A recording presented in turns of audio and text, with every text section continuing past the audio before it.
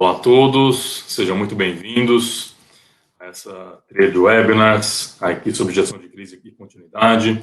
Lembrando só que essa trilha faz parte de uma série de 29 webinars que a CTS está realizando. São 6 trilhas, a primeira delas é a gestão de crise e continuidade, estamos em uma série de 6, então, aqui para vocês se programarem. Então, essa é a nossa trilha de gestão de crise e continuidade de negócio, hoje é a primeira, aqui aí com o Jerome, depois eu apresento ele mais no detalhe, mas acho que a maioria de vocês já o conhece. Então, aqui a gente vai passar daqui a 2 semanas, tem aí no dia 25 a visão de continuidade, processo de retomada, também com o executivo de mercado, vou estar com o Félix Torres aí da Orica, uma das maiores empresas de químicas relacionadas diretamente à mineração do italiana. Na gestão de crise, estou fechando algumas pessoas aqui para participar. A gestão de emergências também, principalmente a gente vai focar na parte de segurança, saúde e reputação. No dia 6 de outubro, vou estar com a Flávia Travaglini, que é da parte de comunicação, já fez treinamentos aí para equipes relacionadas a media training, específicos em ações de comunicação, também suporta a gente aqui em situações de comunicação em crise. E o último deles é para falar de liderança em situação de crise e relevâncias em relação ao compliance. Vou trazer também um executivo de mercado com bastante experiência nesse tema para falar aí como a pressão e as situações de crise levam a gente a tomar umas decisões e como é importante também garantir esse compliance, né? Muitas vezes a gente toma decisão, mas as decisões não estão adequadas aos normativos da empresa ou até mesmo que as questões legais. Então, é como a gente tem que tomar decisão nesse momento. Bom, hoje também a gente está aqui falando especificamente da nossa metodologia, todas as etapas que a gente trabalha na ICTS. Então, a gente fala muito do planejamento e preparação. Hoje a gente vai falar muito dessa etapa, a visão de governança, os pontos críticos para implementar uma gestão de continuidade, um sistema de gestão de continuidade. Aqui ele é baseado na 22.301, é baseado também com as melhores práticas do BCI, o Business Continuity Institute, e do DRI, o Disaster Recovery Institute. Então, ele está bem relacionado a essas temáticas e direcionado aí com as melhores práticas, e é isso também que a ICTS Productivity aplica nos seus clientes, esse framework. A gente vai passar por ele de forma geral, mas a ideia, não entrando tanto na metodologia, é pegar um pouco da experiência de quem de fato está executando, está trabalhando com isso e tem as experiências para contar o que deu certo, o que não deu, passar um pouquinho do caminho das pedras. Aproveitando esse framework, a gente está inaugurando hoje essa avaliação de maturidade, ela é gratuita, é um self-assessment que vocês podem acessar aqui pelo QR Code, o pessoal vai colocar também no link aí no chat para vocês acessarem. São 20 perguntas que podem passar aí de 5 a 10 minutos, mas é uma avaliação da gestão de maturidade das empresas. Então, com base naquele frame que eu acabei de apresentar para vocês, vocês conseguem avaliar o quanto vocês estão adequados ou não estão adequados.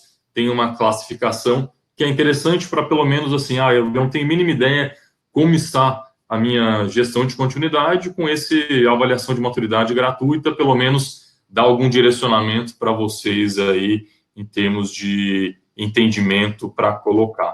Tá bom? Acho que é um ponto importante aí.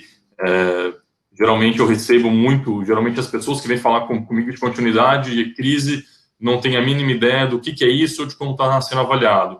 Aqui, minimamente, já dá uma ideia de quais são os próximos passos, o que eu já tenho bom, o que eu não tenho, e para colocar. É super simples, 5 a 10 minutos, fiquem à vontade aí para acessarem. Tá? Bom, então vamos falar de hoje. Eu estou aqui com o Jerome, ele é o Chief Risk Officer, o CRO do Grupo Carrefour Brasil. É um profissional aí com uma referência no assunto, na área de riscos, em posições de liderança, na prevenção de perdas, tem atuação aí na França, Turquia, Itália e Brasil. Hoje ele é responsável pela organização dos comitês de crise da empresa, já em diversas situações, não especificamente no Covid. Já fiz projetos com ele, a gente já tem uma boa relação aí de negócios, e E ele também é diretor aí de Inovação e Tecnologia da ABRAP, que é a Associação Brasileira de Prevenção de Perdas. Seja bem-vindo, Jerome. Para a gente começar a falar, até para ajudar a aquecer, queria que você falasse para a gente um pouquinho como é que foi a estruturação desse processo de gestão de crise e continuidade no Carrefour, como foi a estruturação, e aí depois a gente vai entrando em pontos específicos. De qualquer forma, a palavra é sua. Obrigado. Tá bom. Bom dia a todo mundo. Bom dia, Victor. Muito obrigado por me convidar nesse webinar. É uma honra de ser com você aqui. Efetivamente, a gente trabalha com ICTS faz muito tempo em muitos países. Alguns países que você comentou já trabalhei com ICTS na época e na verdade, uma grande parte da cultura que eu peguei de gestão de riscos vem do trabalho que foram feito com vocês lá no longo do tempo. Hein? Alors, para iniciar, Victor, o Grupo Carrefour, para que as pessoas conheçam, eu acho que todo mundo conhece o Grupo Carrefour, mas para dar um pouquinho uma visão do grupo aqui no Brasil.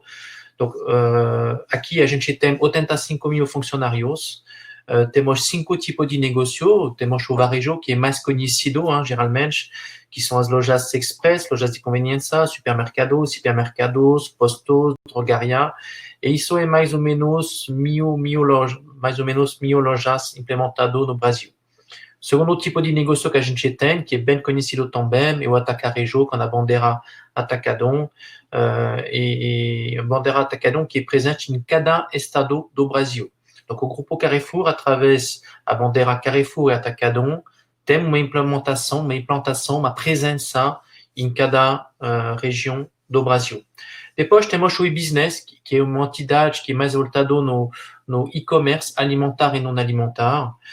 Temos também uma divisão de property, que é mais voltada nas atividades imobiliárias, quando a gente tem algumas shopping e galeria, onde somos donos e fazemos diretamente a gestão. E temos o Banco Carrefour, que é também conhecido. Alors, como falou, donc, eu sou Chief Risk Officer. Alors, o que é o Chief Risk Officer de uma empresa listada? Porque o Carrefour, o grupo é listado. Na verdade, meu papel é de cuidar de todas as segundas linhas de defesa da empresa, que são a prevenção de riscos, a prevenção de perdas, gestão de estoque, fraude, controles internos, compliance, segurança de informação, LGPD, segurança alimentar, SESMITI, riscos ambientais, risco incêndio, seguro. Então, todas essas linhas, todas essas áreas da empresa são concentradas na minha diretoria para todos os negócios, e meu papel é de trazer cada 2 meses aos acionistas, no conselho de administração, a visão global de todos os riscos da empresa, que seja riscos operacionais, estratégicos, para colocar esses riscos numa mapa e também reportar sobre as ações de mitigação de riscos. Donc, isso é meu principal papel. Só para dar uma ideia em termos de conceito de gestão de riscos, porque às vezes a gente fala de segurança patrimonial, prevenção de riscos, perdas. Na verdade, tem uma linha do tempo, tem vários níveis de maturidade. Nas empresas, geralmente, quando você inicia a tratar de riscos, geralmente as empresas iniciam com a segurança patrimonial. Então, você tem, nas grandes empresas, equipe de segurança patrimonial, e lá, a atuação do time de segurança patrimonial é muito voltado na segurança das pessoas e dos bens, mas depois que a ocorrência acontece.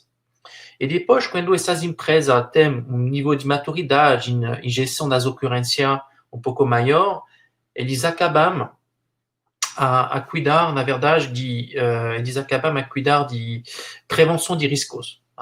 E geralmente, junto com as perdas, a prevenção de perdas, que é um tema importante no varejo. E a prevenção de perdas, na verdade, é o nível mais avançado de gestão de riscos, onde você vai antecipar os riscos, colocar as ações, e, na verdade, o líder de prevenção de riscos e perdas, ele fala assim, ele fala pode ou não pode, pode ou não pode. Alors, esse tipo de atuação é melhor porque você antecipa, só que às vezes você trava o negócio. Você não consegue necessariamente ter sempre conseguir a imagem, às vezes, um pouco negativa desses profissionais, porque é o cara que fala às vezes sim, às vezes não, e che anticipa di prevenir. O concetto di gestão de riscos, que a minha área, é de ter uma visão global do riscos, de bem entender qual é a estratégia da empresa e criar as condições de tomar riscos. Então, meu papel, na verdade, na empresa, é de bem saber o que está acontecendo em todos os negócios da empresa, para depois, através das áreas que eu acabei de falar, montar as condições para implementar essa estratégia mitigando os riscos. Então, meu papel, na verdade, é de criar essas condições de crescimento da empresa. Voilà. Donc, é um conceito um pouco diferente, porque não estou dizendo posso, não pode ou não pode, estou dizendo posso, pode, e para fazer isso, vou estruturar e mobilizar todas as linhas de defesa para colocar isso em segurança. Hein? Donc, é realmente uma área que é parceiro do comitê executivo do Grupo Carrefour. Alors, o Victor falou um pouco da minha carreira. Alors, eu iniciei a minha carreira como bombeiros na França, sou francês. Vocês perceberam um sotaque um pouco difícil, às vezes, para entender. Mas, a tema de gestão de crise, na verdade, quando foi bombeiros na época, é super importante. Eu tive que atuar sobre várias situações. Eu gostaria só para bem explicar um pouco os conceitos que eu tenho de gestão de crise, explicar só uma experiência na época quando eu atuei como bombeiros na França. Na época, eu tinha feito a escola dos oficiais de tenente de bombeiros e um dos primeiros casos que eu tive que atuar foi um acidente da circulação. Na França, na verdade, os bombeiros, eles atuam igual ao SAMU também aqui. Hein? Você luta contra os incêndios, mas também você atua com as ambulâncias. E eu tive que, a primeira vez que eu tive que intervenir com um time num acidente da circulação grave, onde tinha pessoas que morreram, eu tinha na época 18 anos, e quando eu cheguei com a ambulância e o restante do time de desencarceração, para desbloquear os veículos, foi a minha primeira situação, sem absolutamente nenhuma experiência, só como aprendizagem acadêmico, e lá eu entrei em pânico absolutamente total. E antes de chegar no lugar, tinha um motorista do meu lado da ambulância, que era umas pessoas de experiência, que era um cabo-chefe, e eu fiz a pergunta para ele, e falei, cara, não sei o que vou fazer, não sei, estou perdido, estou chegando lá, tem uma crise, o time está aguardando orientações e não sei o que fazer. E o cara, na verdade, ele me deu uma resposta que ficou na minha cabeça, que nunca saiu. Ele me falou o seguinte, faz nada. Se você está emocionalmente envolvido em stress, você faz nada e você observa. E isso, depois vou explicar por que foi realmente extremamente importante para bem entender os conceitos de gestão de crise. Alors, depois, efetivamente, eu trabalhei na França, eu fui na Turquia para ser o diretor de riscos do Grupo Carrefour. Na época, a gestão de crise do Carrefour na Turquia era mais voltado no terrorismo, mais voltado também para os temas de riscos naturais, terremoto, e eu tive que administrar duas situações, o terremoto de Izmit, que é uma cidade a 1.200 quilômetros de Istambul, onde a gente tem um hipermercado que infelizmente ele caiu durante o terremoto, e também administrar as situações de terrorismo, porque lá o Grupo Carrefour é muito presente na parte oeste do país, onde tem um conflito bem forte entre os curdos e os turcos, e a gente já acontece várias vezes que a gente ficou, por acaso, envolvido nessas crises, porque pessoas que colocaram bomba dentro da loja, do supermercado, etc. Então, isso foi principalmente esse tema de gestão de crise. Depois da Turquia, eu fui na Itália. Na Itália e na Europa, de uma forma geral, a gestão de crise ela é mais voltada nas movimentações sociais, as greves, as manifestações dos funcionários ou das pessoas por conta de um evento político. No sul da Itália, tive que administrar também algumas crises de sequestro de diretor de loja, diretor de unidade logística, que é uma prática comum das organizações criminais organizadas italianas. E também os terremotos, tive grande terremoto em L'Aquila, onde temos supermercado e hipermercado, as duas lojas caíram totalmente, e a gente teve também que administrar essa crise. Depois de Itália, Victor esqueceu, mas eu fui na Indonésia. Na Indonésia, eu cuidei da operação do Carrefour na Indonésia, da Índia e da Malásia, que foi vendido lá. E a Indonésia, na verdade, é país que fica na cintura de fogo do Pacífico. É lugar onde tem de tudo. Todos os riscos acontecem lá. Você tem o terrorismo, você tem os terremotos, vulcanos, movimentação social. É realmente lugar bem complicado em termos de riscos. E lá, eu tive que administrar a situação do tsunami de Aceh, no norte da ilha de Sumatra, o grande tsunami lá que impactou vários países. E a gente tem duas lojas no norte da ilha de Sumatra. Vulcano em Surabaya, que é no centro da ilha de Java, e onde tivemos que evacuar uma loja. E os terremotos na Indonésia é cada mês, para não dizer cada semana. Então, isso faz parte do dia a dia da gestão de crise. Mas, depois de tudo isso, eu fui nomeado no Brasil, 7 anos atrás, e pode ser uma coisa absolutamente incrível, mas a maior crise que eu tive que afrontar na minha carreira foi no Brasil. E depois de ter administrado crise de greve, de tsunami, de vulcano, de terremoto, eu tive que administrar uma crise de cachorro morto, que foi uma crise a mais provavelmente difícil que tive que administrar, e depois vou explicar pouquinho tudo isso. Alors, Victor, você perguntou como a gente montou esse dispositivo de gestão de crise. Primeiro ponto... Muito interessante, Jerome, você trouxe, assim, acho que o Brasil, né, diferente dos outros aí do cinturão de fogo na Indonésia, as questões de greve, de terrorismo, que são mais comuns nos outros países. Eu acho que como é que você trouxe essa visão para o Brasil, né? Que a gente fala muito de chuva, mas chuva raramente acontece. Não é uma greve, mas a gente não tem essa cultura de riscos como um todo. Acho que é legal você comentar um pouco como é que você trouxe isso para o Brasil. Acho que isso é super legal, e como é que foi a estruturação, né? E como é que esse comitê, ele de fato, ele aprova e ele está próximo de você. Esse é um ponto extremamente relevante para a gente passar por aqui, como é que os executivos são relacionados à gestão de crise e gestão de riscos como um todo. Na verdade, o processo de implementação de processo de gestão de crise, ele é sempre idêntico. Alors, vou te falar da forma que eu enxergo isso. Primeiro ponto, você tem que fazer uma avaliação de riscos. No Brasil, mais ou menos, a gente tem as inundações, temos a greve, temos os ventos muito fortes, não temos terremoto, não temos vulcano, então temos incêndio, como em todos os lugares.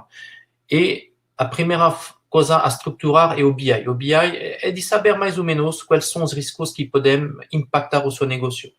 Alors, no varejo, uma vez que a gente faz o BI, a gente se concentra geralmente em 3 temas. Você se concentra no tema de logística, de TI e de operação. E a ideia é de sempre repensar, em modo degradado, se tem mais dessas crises que acontecem, como vou atuar para trabalhar com menos funcionários, se tenho essa unidade de logística está fechado, como vou operar, se tenho esse sistema crítico que não funciona, como vai continuar a atividade. E isso é super importante justamente para preparar essas contingências. Mas, em termos depois de gestão de crise, não é isso que faz a diferença. O que faz a diferença, realmente, é organizar o fluxo de informação. Para ter bom sistema de gestão de crise, você tem que ter uma informação que fluida, de uma forma automática, simples. Quando acontece uma ocorrência numa loja, a gente não vai procurar ocorrência muito grande que impacta a empresa. Tem que sempre buscar a ocorrência menor e colocar os times para tratar essas pequenas ocorrências. É o conceito do triângulo de ocorrência. Você tem as pequenas e depois em quantidade, pequenas ocorrências em quantidade, e depois as ocorrências que são menos numerosos, mas que são muito impactantes em termos de imagem. E o trabalho dos times é realmente de trabalhar na base. Porque trabalhando na base, você vai depois usar uma experiência de cliente, de funcionário que escorregou, por exemplo, piso, para montar planos de mitigação desses riscos. E se você não atua na fonte, você acaba a deixar pessoas, funcionários, não felizes. É super importante nas empresas de não focar, quando você fala de gestão de crise, no evento grande, importante. Tem que focar nas pequenas coisas. E isso, no Carrefour, por exemplo, a gente faz através CCO, que é Centro de Controle das Operações, com uma linha telefônica que é hospedado lá na sede da ICTS. E todos os dias, a ICTS recebe das nossas unidades, não sei, 100, 150 ligações por dia. E as lojas falam, aconteceu isso. Então, depois tem uma classificação dessas ocorrências e a gente foca nisso. A gestão de crise, para mim, é isso. É focar nas pequenas coisas. E depois, se tem evento muito grande que acontece, lá, nesse caso, a gente mobiliza comitê de crise. Alors, na verdade, eu vi vários sistemas de comitê de crise. De uma forma pragmática, quais são as dicas da experiência que eu tive? Primeiro ponto, você não faz gestão de crise através de modelos 100% formalizados. A crise do cachorro que aconteceu na Monchinha em Osasco não estava previsto nem pensando uma segunda. A crise do Covid, que foi um impacto muito grande para todo mundo, ninguém pensou isso. Qualquer profissional de alto padrão de riscos, ninguém pensou isso no início do ano. Nem foi previsto. Então, na verdade, a formalização dos conceitos do plano de Business Continuity Plan, do BI, é feito para trabalhar as suas contingências, qualquer seja o tipo de crise que pode acontecer. Não é feito para, quando você tem um evento, vamos abrir os documentos, pegar a checklist e ver como funciona. Depois, a qual momento a gente vai mobilizar o comitê de crise? O comitê de crise, na verdade, mesma coisa, não serve de fazer modelos muito complicados, é simples. A partir do momento que pode ter um impacto na imagem, na reputação, com um grupo de pessoas pode ser impactado, a gente tem que mobilizar o comitê de crise. Alors, o comitê de crise, na verdade, no início, geralmente, eu aconselho de mobilizar mesmo se a gente não tem certeza que é uma crise. E geralmente a gente funciona assim, a gente coloca grupo WhatsApp por negócio, a gente coloca os responsáveis das áreas envolvidas, a gente coloca a informação que acaba de chegar na ICTS, lá no centro deles, e a gente vai tratar. Geralmente, tudo que vem das redes sociais, tudo que pode impactar a imagem, a reputação, a gente coloca e a gente trata em grupo. E lá, nesse caso, se você vê as boas práticas, os livros de gestão de crise, eles vão dizer, você tem que ir numa sala de crise com esse aparelho, esse sistema. Mas na realidade, não funciona assim. Na realidade, é que as pessoas nunca são disponíveis, não são aqui. Não necessariamente eles querem também administrar a crise. E o grupo de crise, ele tem que ter um coordenador. O coordenador tem que ser a pessoa mais calma, menos emocional. E falando do caso que eu encontrei quando eu estava bombeiros, a experiência era boa porque justamente você tem que selecionar as pessoas, não necessariamente os diretores, as pessoas que não vão se envolver emocionalmente com a crise. As pessoas que vão compor o comitê de crise, na verdade, tem que buscar um perfil mais que uma função. Porque quando você coloca uma função, as pessoas, você pode entrar em várias situações que complicam tudo. Porque você tem que depois fazer a gestão da vaidade. Se você tem um membro do COMEX que entra dentro, ele vai impor, colocar um pouco o crachá dele na frente e ninguém vai querer falar.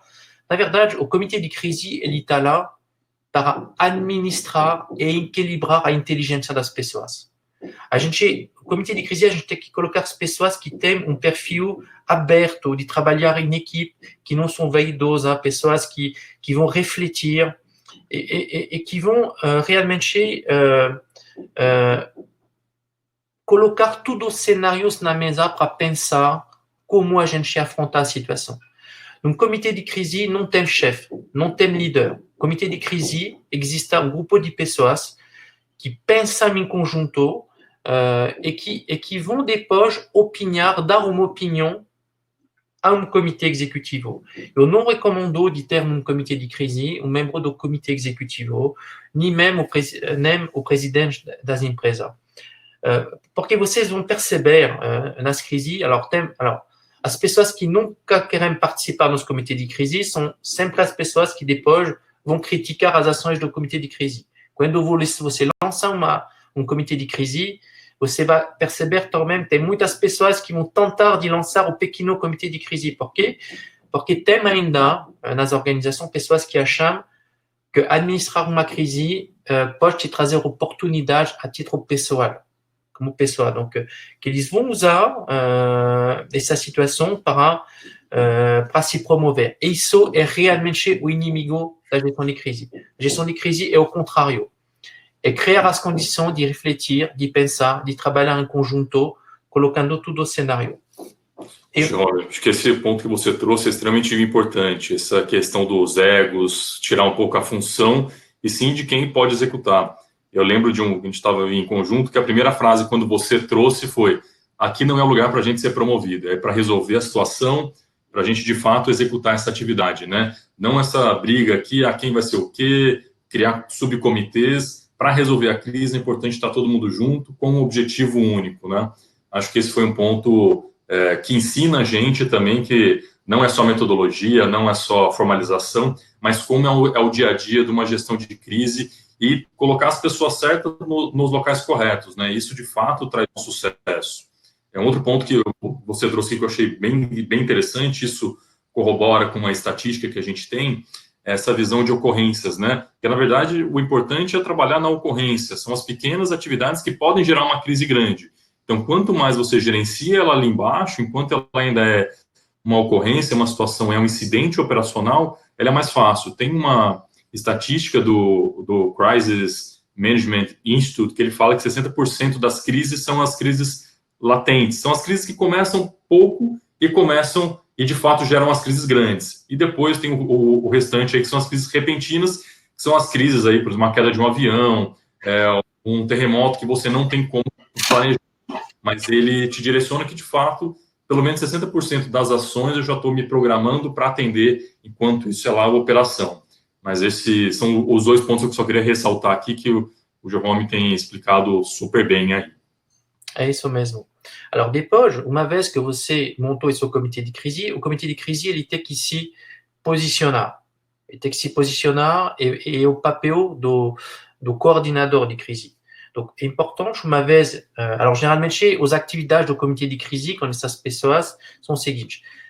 E lá, você tem que diferenciar dois tipos de crise. A crise que vem de fontes digitais, das redes sociais, e a crise que vem de outras fontes que não são digitais, porque administrar esse tipo de crise é totalmente diferente. E agora a gente tem um terceiro tipo de técnica de crise, e quando você tem uma fonte digitais que se envolve como uma mídia tradicional. E são realmente formas diferentes de atuar. Mas, de uma forma geral, numa crise tradicional, para explicar, a gente tem que entender o que está acontecendo, porque conversar acima de uma coisa que a gente não sabe não serve a nada. Então, a primeira coisa é apurar, saber o que está acontecendo. Se você tem, por exemplo, um incêndio numa loja, você tem que saber exatamente o que está acontecendo. Donc là, você tem que usar câmera, mandar um supervisor, se conectar com o diretor da loja. Mais o comitê, o papel dele é realmente de se conectar com a origem da crise, para bem entender isso, porque é isso que vai fazer a qualidade das reflexões e do pensamento em grupo.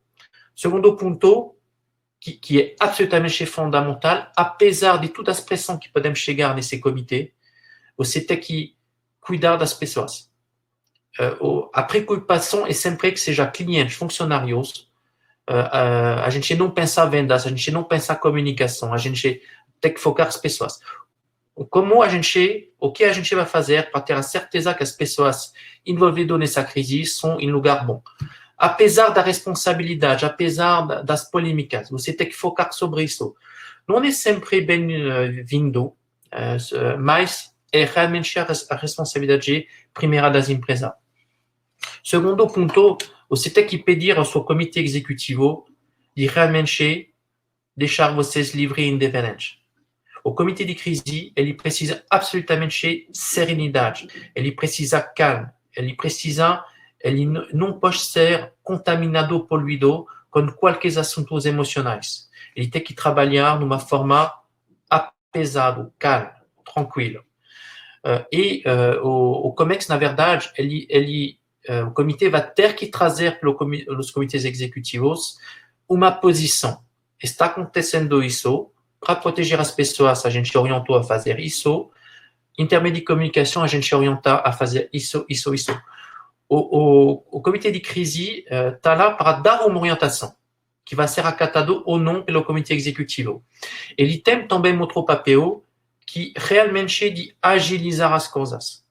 O comitê de crise, principalmente quando a crise demora, ele vai acabar a substituir a governança das empresas. E depois vou conversar no caso do Covid para bem explicar, porque esse ponto de agilização do centro, de colocar o comitê de crise como o lugar de centro de reflexão para a tomada de decisão é fundamental.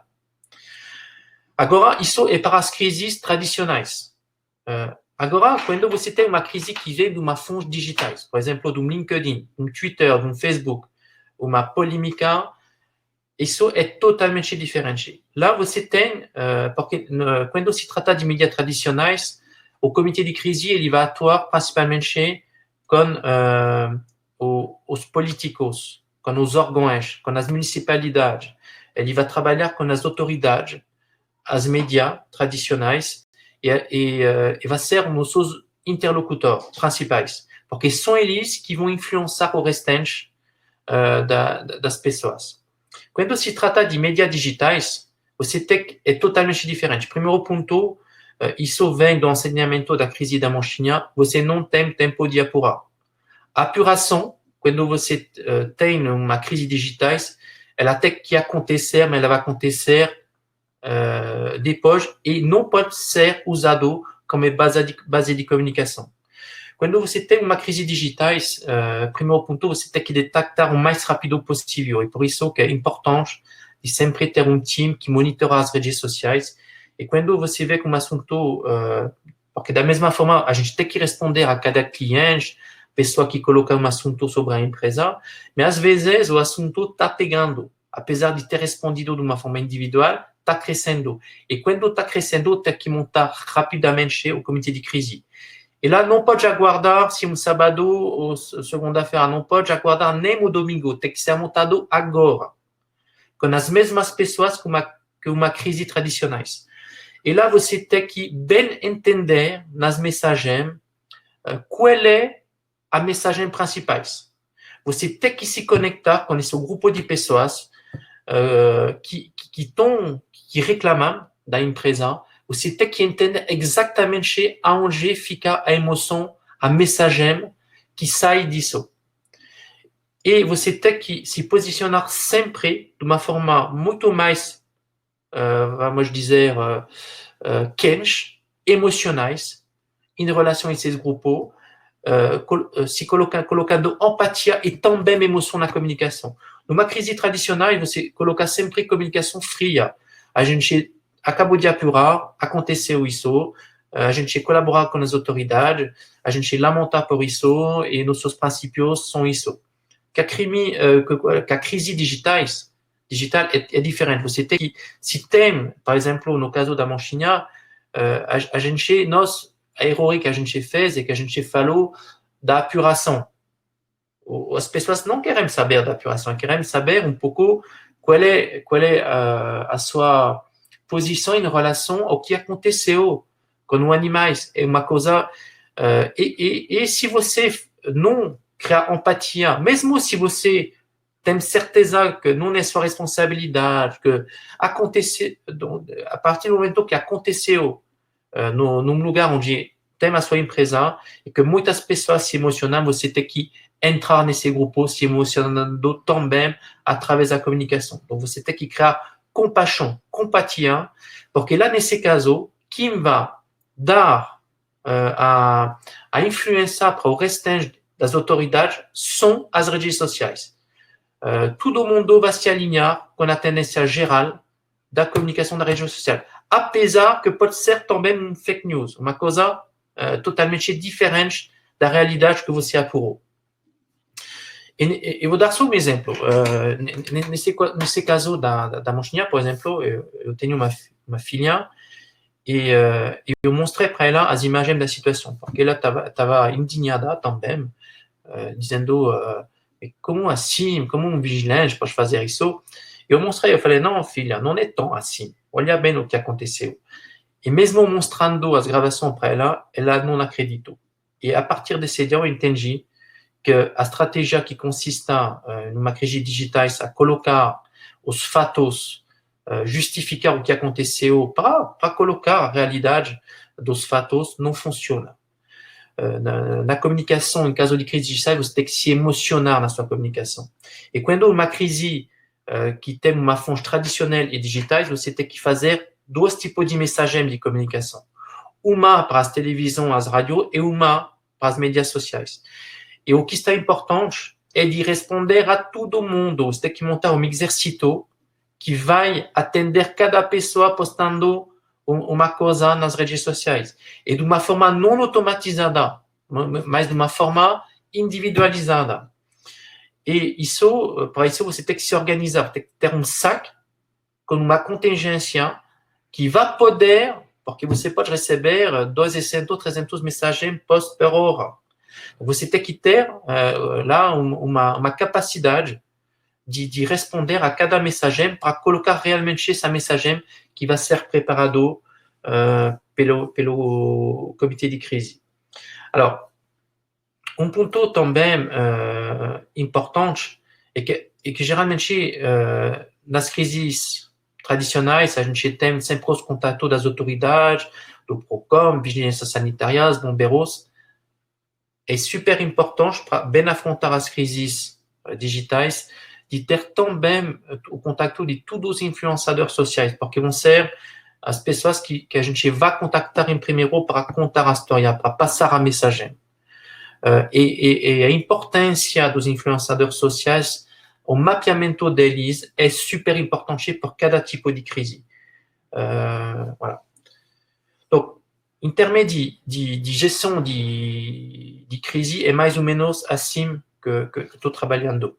Alors, agora, quando o Victor... Tem alguma diferença entre as atividades? Então, por exemplo, você comentou da visão do comitê, da governança, você como Chief Risk Officer olha todos os negócios. Tem alguma especificidade para cada negócio que tenha sido feito de diferente? Então, por exemplo, no caso do banco, ele tem um foco específico, o comitê é diferente, o varejo é outro, ou está tudo de fato debaixo de você aí, que conforme a crise, como coordenador ou o coordenador que define quais são as equipes que serão trabalhadas?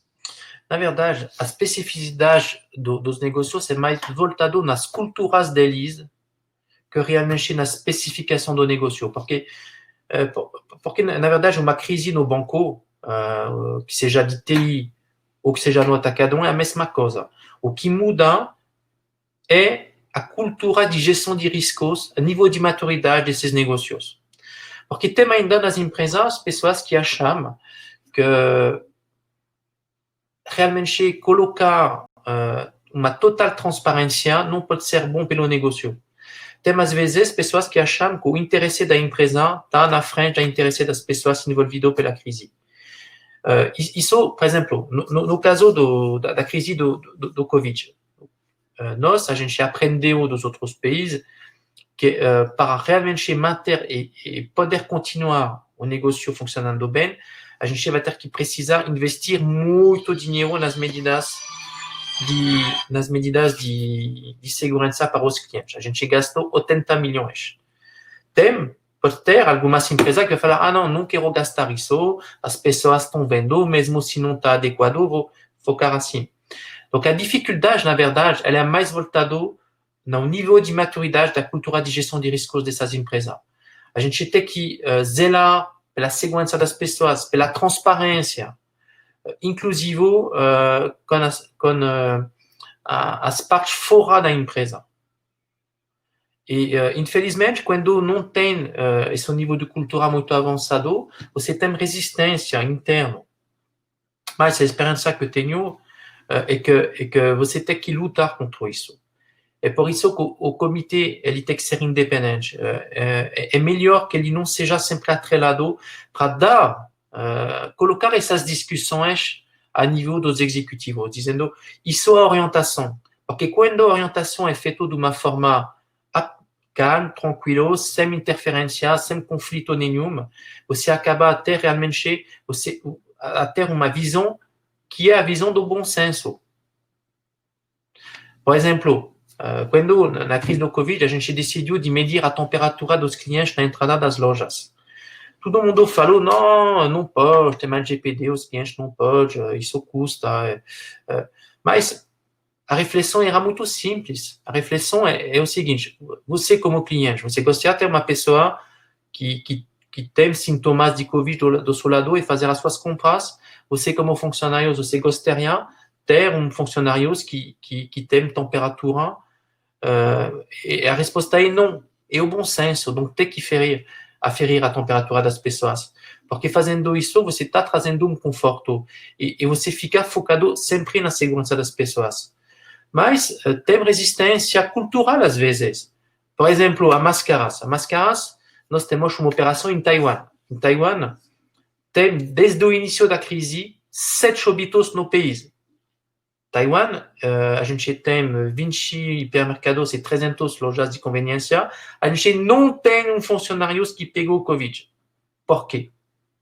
E a Taiwan é uma ilha que fica grudado na China. É uma ilha que poderia ser a mais contaminada, porque ela está do lado da China. Porque hoje, a gente sabe, desde 2013, onde tive as primeiras crises de Covid na Ásia, que não impactou a Europa, a gente sabe que o uso do máscara e os testes feitos de uma forma um pouco mais alargada, vamos dizer assim, funciona.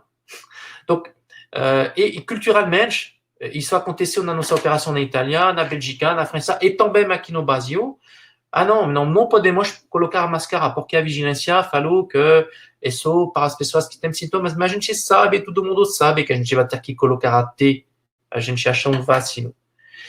E às vezes, esses aspectos culturais que existem também nessas empresas vão te impedir a buscar o bom senso. E o comitê, ele está lá justamente para não ser poluído com isso. Ele tem que ser pragmático. Se a gente sabe que a gente pode operar e lutar contra o Covid colocando as máscaras em lugares públicos, você tem que impor para os seus funcionários de colocar máscaras o tempo inteiro. E agora a gente está vendo, e se todos os países tinham seguido o exemplo de Taiwan, não teria essa situação hoje. Mas temos essa situação hoje porque tem aspectos culturais, políticos, socioeconômicos, que acabaram finalmente a diluir o bom senso. E o comitê de crise está lá realmente para dar essa visão absolutamente não poluída. Acho que, Jerome, acho que esse ponto que você trouxe aí dos outros países, os aprendizados, é super interessante. Se você pudesse explorar um pouquinho mais aí como é que a crise do Covid nos outros países aí que o Carrefour tem operação, como é que isso ajudou vocês a se preparar, né? A gente sempre fala que o Brasil estava 2 semanas antes aí, então ele teria um pouquinho mais de tempo. Queria entender com você como é que era essa colaboração entre os demais países, entre o Carrefour como um todo, né? Não só o Brasil, mas entre as outras nacionalidades. Como é que isso acabou também ajudando esse processo aqui no Brasil? Na verdade, a gente teve muita sorte porque efetivamente o primeiro país para nós que foi impactado pelo Covid foi Taiwan. E Taiwan foi país, e quando porque cada semana tenho reuniões com os diretores de riscos dos outros países, e eu acho que eu estava mais estressado que o cara de Taiwan.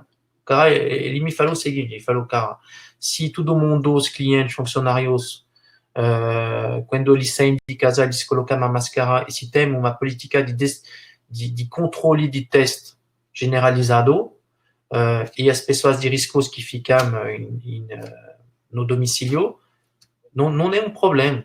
Se trata igual uma gripe, só que tem que pedir a todo mundo de colocar a máscara. Donc, o cara, ele falou isso, porque ele me falou, se você não faz isso, o que vai acontecer? O funcionário vai pegar o Covid, vai contaminar outras pessoas, os clientes vão trazer também isso, donc, voilà. Só que nós, como empresa, é difícil de dizer, dia lá em fevereiro, de dizer a todo mundo colocar máscaras. Donc, nosso trabalho foi, quando a gente ouviu essa situação lá em Ásia, foi de comprar as máscaras. A gente comprou 14 milhões de máscaras lá em fevereiro. Todo mundo estava dizendo, mas não serve, não precisa. Mas a gente comprou porque a gente aprendeu isso. E depois, depois a China, a crise chegou na Itália, na verdade, eles tiveram uma postura bastante comum aos outros governos também, nos outros países da Europa, que diziam, não, vamos, se tem ponto de contaminação, vamos fazer, segregar, finalmente, colocar perímetro nesse lugar e tratar esse lugar. Só que todo mundo sabendo que tinha pessoas assintomáticas que não são detectadas, poderiam contaminar fora desse lugar. E quando as pessoas se conscientizou com isso, eles iniciaram a impor, sim, as medidas mais drásticas. E, na verdade, para resolver isso, a gente sabe como funciona. Então, nós aqui, a gente usou essa experiência e, antes do primeiro caso que chega no Brasil, a gente decidiu de colocar a máscara como EPI. Para todos os funcionários, a gente entregou 9 máscaras para funcionários, para colocar para eles e família deles, porque tem muita contaminação que aconteceram no domicílio. E a gente entregou também aos terceiros, inclusive as pessoas que vêm voilà, os merchandisers, etc. E a gente colocou também todas as medidas que foi colocado fora, os acrílicos, etc. E isso estava implementado lá em fevereiro. A gente não aguardou de ter muitos casos, porque a gente sabia disso. E o cliente, ele não é bobo. O cliente, se você traz para ele uma segurança em relação à atuação dos seus funcionários, uma segurança porque você toma medidas, por exemplo, de distanciamento social, marcação no chão, você organiza o fluxo dos idosos, você controla a lotação das lojas como tecnologia. A gente importou câmeras térmicas que a gente colocou nas entradas das lojas. A gente acabou de implementar a máquina UV. Mesma coisa. Mas não, a máquina não é... A tecnologia UV, ela é conhecida faz 15, 20 anos, é usada para os hospitais, e isso contribui a matar todos os vírus. Fizemos testes, a gente viu que funcionava, a gente pediu a laboratórios de analisar se a máquina UV estava ajudando a matar o vírus mais resistente que o coronavírus, e funcionou. E sem alterar as qualidades do produto. Então, a gente fez teste, a gente viu que funciona, a gente colocou. Agora, se você inicia a se colocar barreira,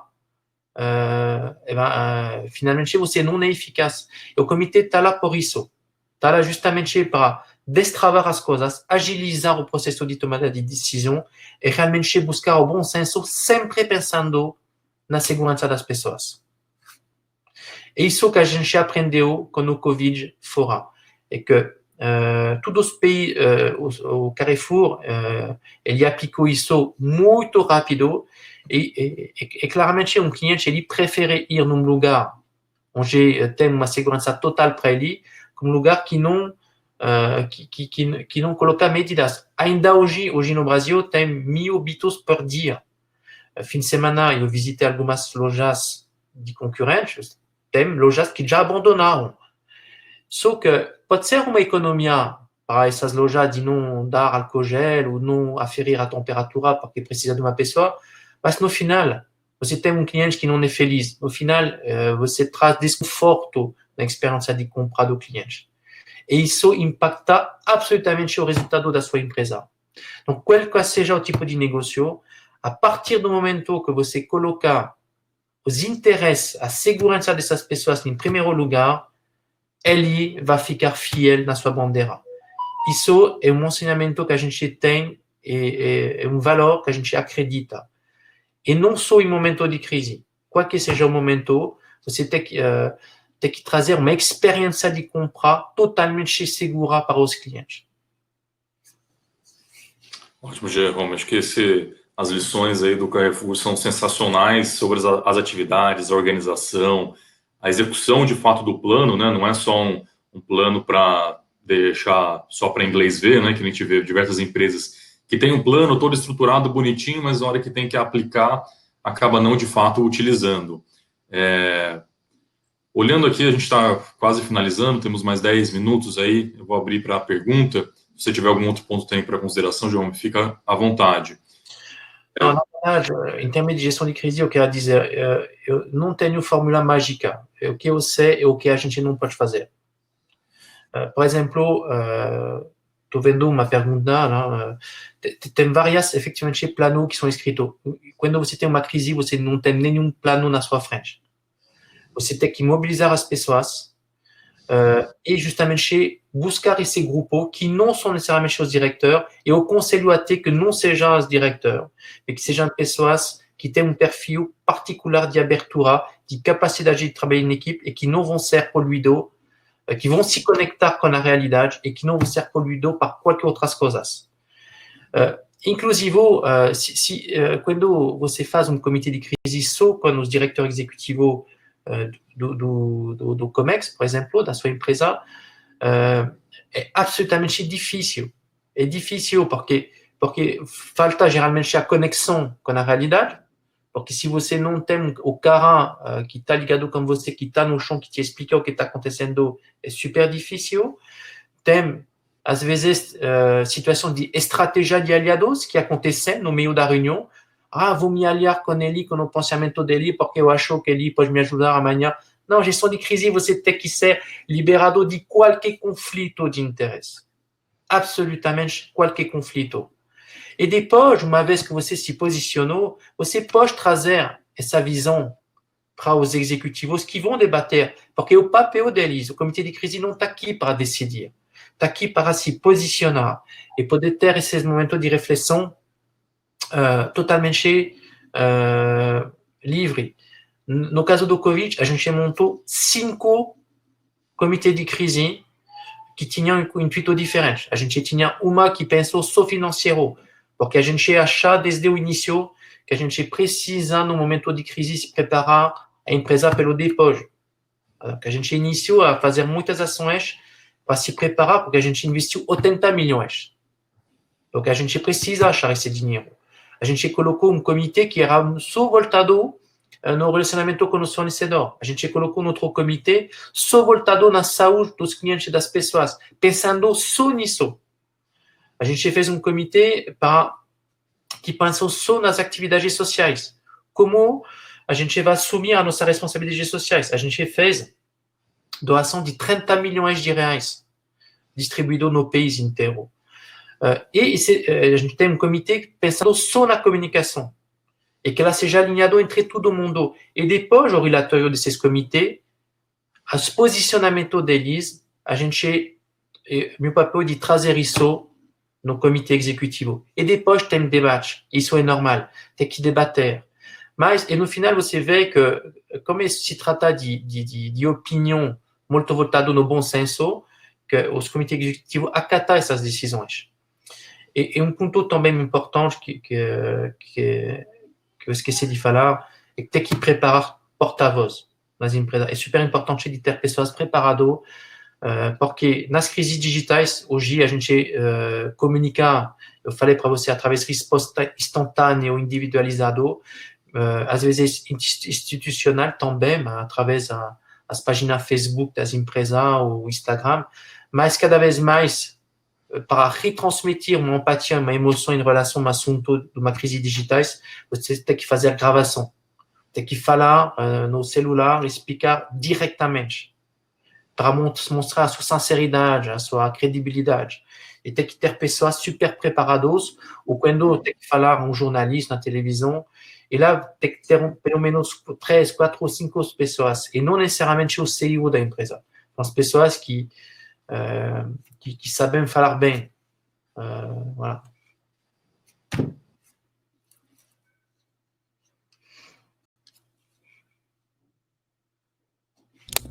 Vitor, você está mudo. Pronto. Tinha que pegar essa palavra, né? Uma das mais faladas aí nesse mundo de home office, né? E de calls. Bom, tem uma pergunta de home que é importante. Como é que é esse processo de manutenção desse programa, né? Assim, quando a gente fala de uma crise específica, todo mundo se mobiliza, se ajusta, tem uma mobilização para fazer esse comitê. Mas como é que a gente mantém esse processo vivo ao longo do tempo, né? Então, como é que eu treino, como é que eu deixo as pessoas preparadas, como é que eu sei que esse coordenador ele está executando, como é que eu faço toda essa gestão? Acho que é um ponto importante, além do momento, como isso se mantém ao longo da vida dentro da gestão de riscos, seja por procedimentos, estrutura, como é que vocês fazem aí no Carrefour? Na verdade, tem duas coisas. A primeira coisa que eu já falei é absolutamente o controle do fluxo de informação.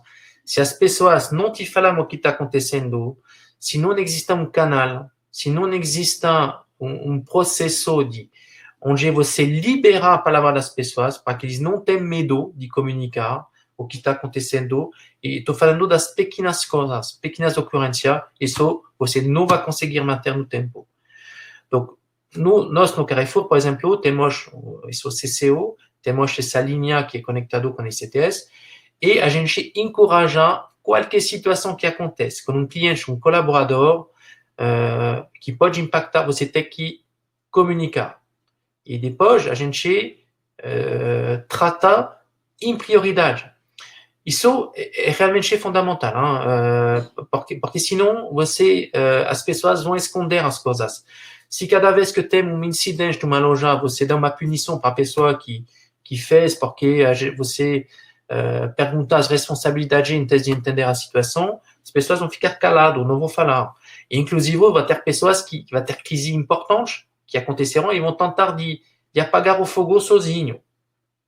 Isso é o pior que pode acontecer. Tem que realmente valorizar a transmissão de informação e a transparência. Segundo ponto que é fundamental, o coordenador de gestão de crise, ele tem que se conectar com o cliente final dele. Ele tem dois clientes. Ele tem o cliente que vai na loja, ele tem o cliente interno. Eu, por exemplo, quando visito as lojas, estou perguntando mas qual é a última vez que a gente chamou o SAMU para atender um cliente? Qual foi o último incidente de segurança alimentar que aconteceu? Mas aconteceu 2 semanas atrás, isso. E depois vou verificar que isso foi bem reportado. Então, você tem que se conectar com os funcionários, com as pessoas, para ter certeza que tudo está passando e encorajar isso, realmente. Isso é o primeiro ponto. E segundo ponto importante, lá a gente acabou de vivenciar, não terminou, mas o Covid, você tem que, o BI, tem que refazer cada ano. Da mesma forma que a gente refaz os riscos, a reavaliação dos riscos estratégicos da empresa, dos riscos de corrupção, a compliance, você tem que refazer uma reavaliação do BI, dos riscos que podem impactar a empresa. Agora, as crises de pandemia estão no primeiro lugar. No Brasil, a gente sabe também que temos, de uma forma regular, greve dos transportadores de mercadoria. A gente sabe que, a certo momento, você tem inundação também, alagamento. Então, tudo isso tem que reatualizar com os acontecidos do último ano e colocar bem no papel. Colocar no papel e não é para usar no momento da crise, é no momento da reflexão, no momento também de de pensamento das contingências e de já colocar as ações de mitigação desses riscos. Serve mais isso. Porque se é para ter 300 páginas de procedimento, isso não serve a nada. Agrada aos auditores das empresas, sim, mas na realidade não funciona. Obrigado, João. Acho que foi um ponto ótimo esse item da estruturação e documentação, né? Inclusive era uma das perguntas aqui. A gente tem falado muito de documentação, eu tenho visto planos aí que me pedem para atualizar e avaliar esses planos imensos, que são ótimos para auditoria, para inglês ver, são ótimos, mas de fato eles não são nem pouco executados e compreensíveis para quem de fato vai ter que usar lá na frente, né? Acho que um outro ponto que você comentou, que também é bem interessante, que quando tem a máxima aí até do Kennedy, né, que o momento de consertar o telhado é quando está sol, não é o momento da chuva. O momento da chuva é a hora que eu tenho que executar, eu tenho que trabalhar, que é o momento da crise. Eu tenho que ter aqueles conceitos na minha cabeça, ter pelo menos as grandes ações que eu preciso executar para não esquecer de nada, para de fato, quando eu tiver a crise, eu conseguir saber pelo menos para que lado eu vou, qual é o fluxo de informação, quem eu preciso acionar, quem são as pessoas que estão próximas e qual é a minha função ali dentro do comitê que foi definido aí pelo coordenador ou já foi definido previamente. Acho que esse sempre é o ponto mais importante desse processo, né? E garantir a manutenção. A gente tem falado bastante aí do Covid, mas qual que é o próximo risco? Qual que é o próximo Covid? Qual que é a próxima pandemia que eu vou ter que enfrentar? É uma pandemia ou é só uma ação específica aqui de alguma atividade? Vai ser uma greve? Pode ser uma questão digital?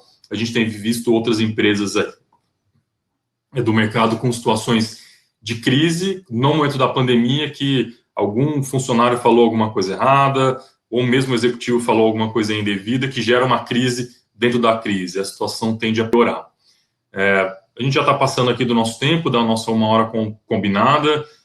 Primeiramente, muito obrigado, Jerome, acho que foi super esclarecedor. Todas as vezes que a gente conversa sobre esse tema, para mim também é uma aula, porque me ajuda também a entender aí como é o processo relacionado nas outras empresas, um pouquinho mais do detalhe, não só com a visão da consultoria. Isso sempre é um aprendizado para todos, tá? Muito obrigado, eu vou aqui já fazendo os encerramentos. Aqui, então, só para repassar, temos de novo a nossa avaliação de maturidade em gestão de continuidade, está aí o QR Code para vocês acessarem, se tiverem interesse, é interessante também para avaliar. E o último ponto, se vocês quiserem se inscrever nas outras trilhas aqui que a gente tem, fiquem à vontade.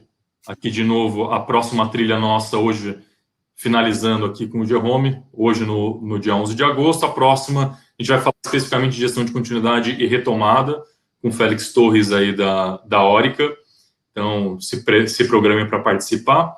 E também, se vocês tiverem interesse nas outras trilhas que a gente está trabalhando dentro da resiliência empresarial, falando de home office, falando de cibersegurança, falando do futuro da auditoria, e também a gente tem a visão de gestão de riscos de parte de terceiros e tanto da digitalização desse processo, que ajuda também a corroborar esse processo de gestão de crise. Fiquem à vontade aí, a gente vai até novembro com vários webinars. Então, de novo, obrigado, Jerome. Não sei se você quer falar mais alguma coisa. Não, nada, muito obrigado, foi um prazer. E você pode passar meu celular, se as pessoas têm perguntas, depois estou à disposição. Bom, então temos aí os nossos contatos, podem seguir a gente no LinkedIn, fiquem à vontade. Obrigado a todos pela participação e bom trabalho a todos. Até mais. Obrigado.